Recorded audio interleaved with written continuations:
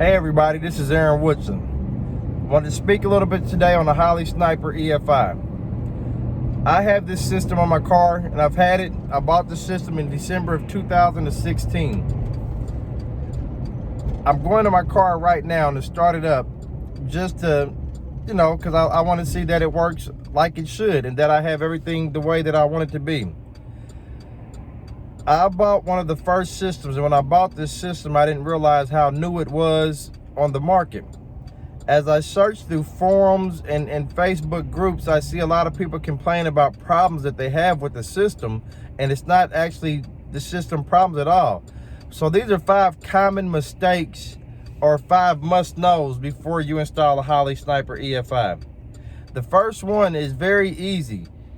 Read the directions that come with it. There's some things in the directions and specifics on how to place the fuel pump, the oxygen sensor, and just different things in the system to make it run in the way that it should. The next one, improper setup. A lot of people do not go through the wizard and set it up the way it should be. They kind of put in general numbers and general settings, and it needs to be specific to your application. With this being a universal system, it needs to know as much as about your vehicle as it can to run the way it should. Another big one, pre-existing problems.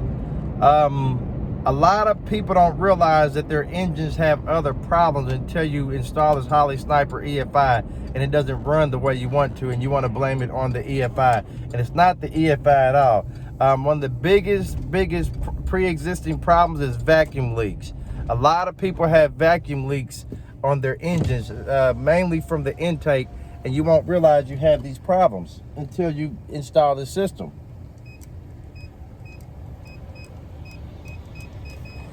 So, like I said, pre-existing problems, and some of them are even,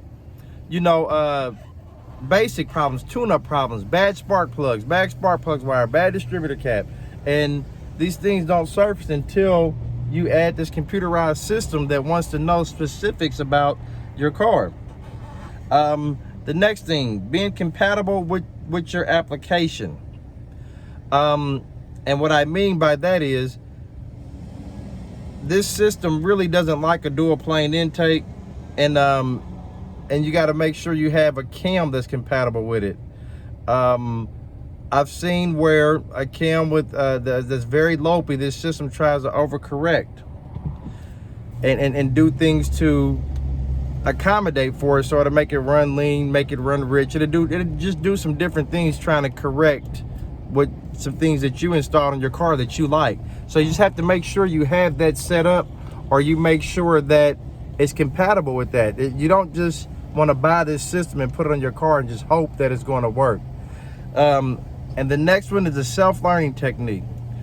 This is a self-learning system, but with it being a self-learning system, you want to make sure that you give it time to learn.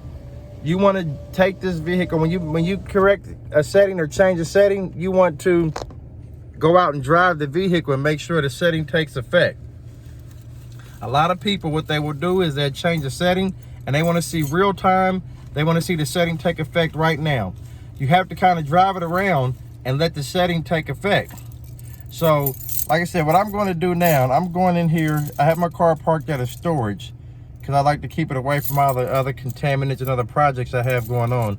But what I'm going to do right now, I'm going to go in here and I'm going to start this car up and see that it starts the way I want it to, that it does what I set it up to do. Okay, I'm here at the storage unit where I parked the car, and like I said, I wanted to my biggest pet peeve was it didn't call idle start like I wanted it to. So I blamed it on the system, but it was all about a setting that I had incorrect and didn't have set right.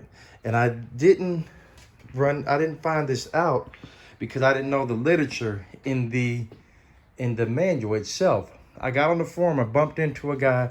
He knew exactly what I was asking and what I was talking about. He told me how to go through the wizard and set it up. So I'm going to go through here, and I just wanted to show this because this was a thing that I badmouth Sniper myself about not working or not being good, and I, you know, had second thoughts on it. So we can dig deeper into this and get into some other things and things that I know and things that I've learned. And I can even refer you to the people that have answered my questions if I can't answer your questions. So remember to like, subscribe, share, and we'll go deeper into this if that's what you want to do. If you have any questions or concerns or comments, just leave them in the comments. Email me, and we can go from there.